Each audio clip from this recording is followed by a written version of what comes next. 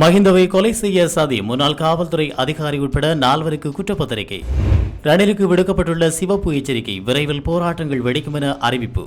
புதுப்பிக்கத்தக்க எரிசக்தி துறையில் முதலீடு. ஜனாதிபதியுடன் முதலீட்டாளர்கள் கலந்துரையாடல். ரணிலை கண்டு உலக நாடுகள் அஞ்சுவதாக வஜ்ர அபிவர்த்தன ஆச்சரியம். பயங்கரவாத தடைச்சட்டத்திற்கு எதிரான ஊர்தி பேரணிக்கு அரசாங்கம் கடும் கண்டனம். 13வது அரசியல் திருத்தத்தினை ஈழத் தமிழினம் ஏற்றுக்கொள்ளாது. இந்தியாவிடம் சிவாஜிலிங்கம் வலியுறுத்து. இனி விரிவான செய்திகள்.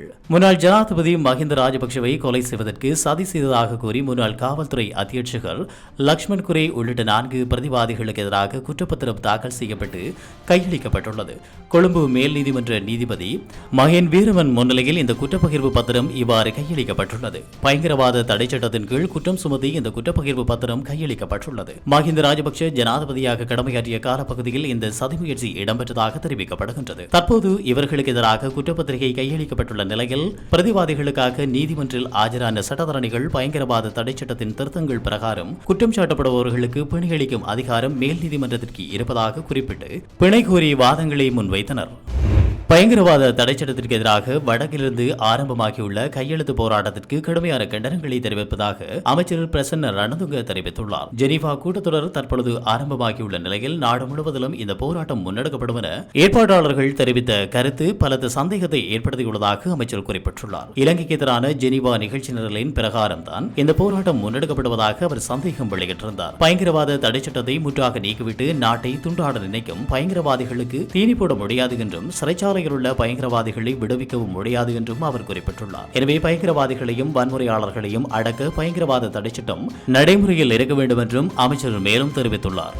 பயங்கரவாத தடுப்புச் சட்டத்தை ரத்து செய்ய கோரி நாடளாவிய ரீதியில் ஊர்திவழி போராட்டமாக சென்று கையெழுத்து திரட்டும் நடவடிக்கை முன்னெடுக்கப்பட்டு வரும் நிலையில் 5வது நாளாக முன்னெடுக்கப்பட்டு வரும் போராட்டம் இன்று மன்னாரில் இடம்பெற்றது. இலங்கை தமிழரசு கட்சியினுடைய வாலிபர் முன்னணியும் சர்வஜன நீதி அமைப்பும் முன்னெடுத்த கையெழுத்து திரட்டும் பிரச்சார நடவடிக்கையானது மன்னார் மாவட்டத்தில் இலங்கை தமிழரசு கட்சியின் இளைஞர் அணியின் செயலாளர் சட்டத்தரணி எஸ் தினேசன் தலைமையில் மன்னார் நகர பேருந்து திரைப்படத்தில் இடம்பெற்றது. இதன்போது மக்கள் அரசியல் பிரதிநிதிகள் கலந்து கொண்டு பயங்கரவாத தடுப்புச் சட்டத்தை ரத்து செய்ய கோரி கையொப்பமிட்டு தமது ஆதரவினை வழங்கினர்.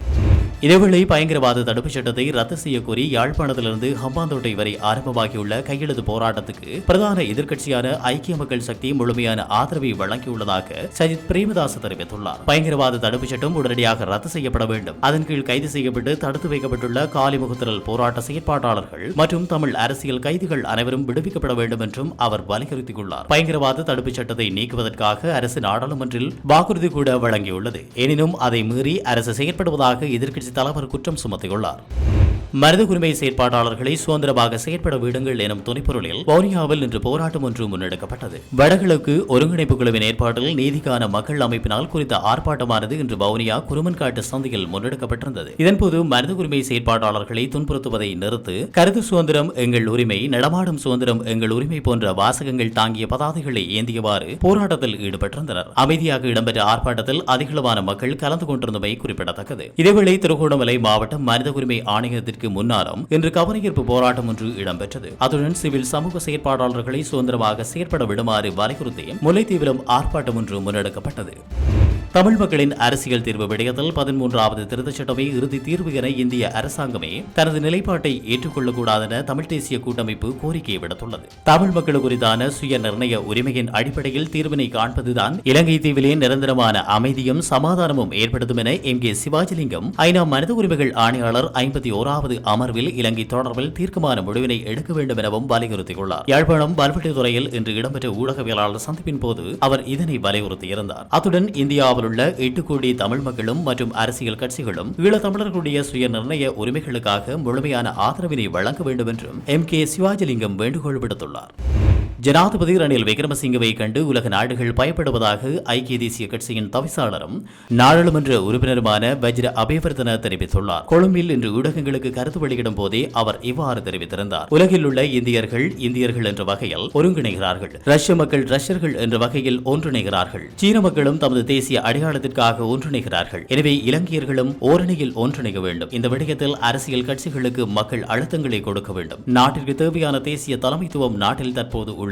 ரணில் விக்ரமசிங்கவை கண்டால் உலக நாடுகள் பயப்படும். ரணில் விக்ரமசிங்கவினால் ஒரு நாட்டை கையாண்டு அதனை உயர்ந்த இடத்திற்கு கொண்டு செல்ல முடியும் என்பதை உலக நாடுகளின் தலைவர்கள் அறிந்துள்ளதாக வஜ்ர அபிவர்த்தன தெரிவித்துள்ளார். முச்சக்கர வண்டி சங்கத்தினர் இன்று கொழும்பில் போராட்டம் ஒன்றை முன்னெடுத்திருந்தனர். கொழும்பு பொருளை ஹெம்பிள் பார்க் பகுதியில் குறித்த போராட்டம் முன்னெடுக்கப்பட்டுள்ளது. எரிபொருளின் அளவை தமக்கு அதிகரித்து வழங்குமாறு கோரி முச்சக்கர வண்டி சங்கத்தினர் குறித்த போராட்டத்தை முன்னெடுத்திருந்தனர். இதேவேளை முச்சக்கர வண்டி சாரதிகளுக்கு நாட்டில் உள்ள எந்த ஒரு எரிபொருள் நிரப்பும் நிலையத்திலிருந்தும் எரிபொருள் ஒதுக்கீட்டை பெற்றுக் கொள்வதற்கான சந்தர்ப்பங்களை வழங்குமாறு காவல்துறை மா அதிபர் அனைத்து காவல் நிலையங்களுக்கும் அறிவித்துள்ளதாக நாடாளுமன்ற உறுப்பினர் அசோக் அபிசிங்க தெரிவித்துள்ளார். அத்துடன் எதிர்க்கட்சித் தலைவர் சஜித் பிரேமதாச, நாடாளுமன்ற உறுப்பினர் அசோக் அபிசிங்க மற்றும் முச்சக்கர வண்டி சங்கத்தின் பிரதிநிதிகள் இன்று காவல்துறையின் தலைமையகத்திற்கு சென்று இந்த விடயம் தொடர்பில் கலந்துரையாடியிருந்தனர். 30 மில்லியன் ரூபாய் பணத்தை முறையற்ற வகையில் சம்பாதித்தமை உள்ளிட்ட 11 குற்றச்சாட்டுகளின் கீழ் முன்னாள் அமைச்சர் நாமல் ராஜபக்ஷ உள்ளிட்ட 5 பிரதிவாதிகளுக்கு எதிராக தாக்கல் செய்யப்பட்ட வழக்கின் மேலதிக சாட்சி விசாரணை எதிர்வரும் டிசம்பர் மாதம் 8ஆம் தேதி வரை ஒத்திவைக்கப்பட்டுள்ளது. கொழும்பு மேல் நீதிமன்ற நீதிபதி நவரத்ன மாரசிங்க முன்னிலையில் இன்று வழக்கு எடுத்துக் கொள்ளப்பட்ட போதே சாட்சி விசாரணை ஒத்திவைக்கப்பட்டுள்ளது. நாமல் ராஜபக்ஷவுக்கு சொந்தமான நிறுவனத்திற்கு எதிராக நிதி தூய்தாக்கல் சட்டத்தின் கீழ் சட்டமா அதிபரால் இந்த வழக்கு தாக்கல் செய்யப்பட்டிருந்தமையும் குறிப்பிடத்தக்கது. தேசிய சபையை அமைப்பதற்கான தீர்மானத்தின் மீதான விவாதம் செப்டம்பர் 20ஆம் தேதி நாடாளுமன்றத்தில் நடாத்த தீர்மானிக்கப்பட்டுள்ளது. சபாநாயகர் மஹிந்த ஜபா அபிவர்த்தன தலைமையில் இன்று காலை கட்சித் தலைவர்கள் கூட்டம் இடம்பெற்றது. இதன்போதே தேசிய சபையை அமைப்பது குறித்து செப்டம்பர் 20ஆம் தேதி விவாதம் நடத்த கட்சித் தலைவர்கள் ஒப்புக்கொண்டுள்ளதாக நாடாளுமன்றத்தின் தகவல் தொடர்பாடல் திணைக்களம் தெரிவித்துள்ளது. இதேவேளை பிரித்தானிய மகாராணி 2ஆம் எலிசபெத் மறைவுக்கு எதிர்வரும் 23ஆம் தேதி வெள்ளிக்கிழமை நாடாளுமன்றத்தில் இரங்கல் தெரிவிக்க தீர்மானிக்கப்பட்டுள்ளது. இலங்கையில் புதுப்பிக்கத்தக்க எரிசக்தி துறையில் முதலீடு செய்வதற்கு முன்வந்துள்ள ஆஸ்திரேலியா முதலீட்டாளர்களுக்கான ஆரம்பகட்ட கலந்துரையாடல் ஒன்று இன்று ஜனாதிபதி ரணில் விக்ரமசிங்கவின் தலைமையில் ஜனாதிபதி அலுவலகத்தில் இடம்பெற்றது. புதுப்பிக்கத்தக்க எரிசக்தி துறையில் முதலீடு செய்வது தொடர்பான இருதரப்பு ஒத்துழைப்புக்கான வாய்ப்புகள் குறித்து ஆராயும் நோக்கில் இந்த கலந்துரையாடல் முன்னெடுக்கப்பட்டது. இந்த கலந்துரையாடலில் ஆஸ்திரேலிய உயர்ஸ்தானிகர் டேவிட் ஹோலி உள்ளிட்ட முதலீட்டாளர்கள் கலந்து கொண்டிருந்தனர். தற்போதைய மின்சார நெருக்கடிக்கு தீர்வாகவும் தடையின்றி மின்சாரம் வழங்குவதை உறுதி செய்யவும் புதுப்பிக்கத்தக்க எரிசக்தி துறையில் புதிய முதலீடு ஊக்குவிக்க இலங்கை அரசு முன்னுரிமை அளித்துள்ளமையும் குறிப்பிடத்தக்கது. புதிய மின்சார கட்டணங்கள் தொடர்பான பிரச்சினைகளை தீர்ப்பதற்காகவும் புதிய மின்சார கட்டணங்கள் தொடர்பான விவரங்களை அறிந்து கொள்வதற்காகவும் அவசர தொலைபேசி இலக்கம் ஒன்று அறிமுகப்படுத்தப்பட்டுள்ளது. குறித்த தொலைபேசி இலக்கத்தை இலங்கையின் பொது பயன்பாடுகள் ஆணைக்குழு அறிமுகப்படுத்தியுள்ளது. 077568737 என்ற இலக்கத்தினூடாக மின்சார கட்டணங்கள் தொடர்பான பிரச்சினைகளை அறிவிக்க முடியும் என தெரிவிக்கப்படுகின்றது. ஜனநாயகம், மனித உரிமைகள், சட்டம், நல்லாட்சி, வெளிப்படை தன்மைகளுக்காக அமெரிக்கா தொடர்ந்தும் குரல் கொடுத்து வருவதாக இலங்கைக்கான அமெரிக்க தூதுவர் ஜூலி ஷங் குறிப்பிட்டுள்ளார். இலங்கை ஏனைய முஸ்லிம் நாடுகளுடன் கொண்டுள்ள தொடர்புகள் குறித்து அமெரிக்கா பாராட்டுவதாகவும் இலங்கையின் முஸ்லிம் வாலிபர் அமைப்பினருடனான சந்திப்பின் போது ஜூலி ஷங் தெரிவித்துள்ளார். இலங்கையின் இளம் சமூகத்தினர் நாட்டின் அமைதி, ஒன்றிணைந்த சுபீட்சத்தின் நோக்கத்திற்காக செயற்படுவதாக அவர் தெரிவித்துள்ளார். இலங்கை சட்டத்தரணிகள் சங்கத்தின் தலைவர் சாலிய பீரிஸ் உள்ளிட்ட சட்டத்தரணிகள் உண்மையை உரக்க பேசுவதாகவும் சட்டவாக்கத்தை பாதுகாப்பதற்காக முன்னிற்பதை இலங்கைக்கான அமெரிக்க தூதுவர் ஜூலி ஷங் அவர்கள் பாராட்டியுள்ளார்.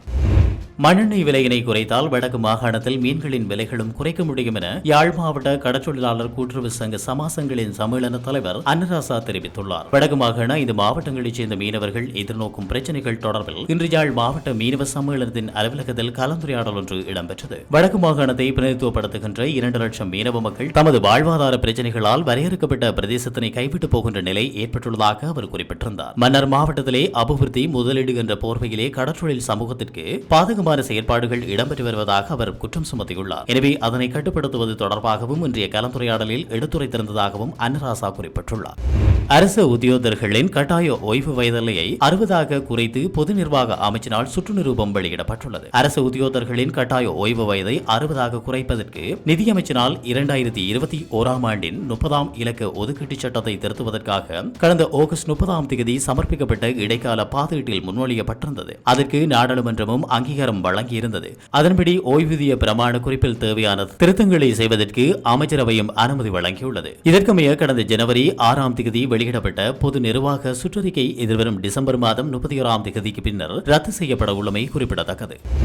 ரணில் விக்ரமசிங்கே தலைமையிலான அரசாங்கம் விரைவாக அனைத்து அரசு ஊழியர்களுக்கும் சலுகைகள் வழங்க வேண்டும் என இலங்கை அரசு ஆசிரியர் சங்கத்தின் பிரதான செயலாளர் செஹான் திசாநாயக்க சிவப்பு எச்சரிக்கை விடுத்துள்ளார். அவ்வாறு அரசாங்கம் சலுகைகளை வழங்காவிடின் தொடர்ச்சியாக போராட்டங்களை முன்னெடுக்கக்கூடிய சந்தர்ப்பம் ஏற்படும் என்றும் அவர் எச்சரிக்கை விடுத்துள்ளார். இன்றைய காலகட்டத்தில் பொதுவாக அனைத்து அரசு ஊழியர்களும் தங்களுடைய வாழ்க்கை தரத்தினை கொண்டு நடத்த முடியாத ஒரு நிலைக்கு தள்ளப்பட்டுள்ளதாக செஹான் திசாநாயக்க சுட்டிக்காட்டியுள்ளார். இந்த பொருளாதார சிக்கல் நிலை காரணமாக அவர்களுடைய அன்றாட வாழ்க்கையை கொண்டு நடத்த முடியாத ஒரு சூழ்நிலைக்கு தள்ளப்பட்டிருக்கின்றார்கள். எனவே அரசாங்கம் அவர்களுக்கு எந்த ஒரு சலுகைகளையும் பெற்றுக் கொடுக்காது தொடர்ந்தும் விலைவாசிகளை அதிகரித்து வருவதாக சிகான் திசாநாயக்க குற்றம் சுமத்தியுள்ளார்.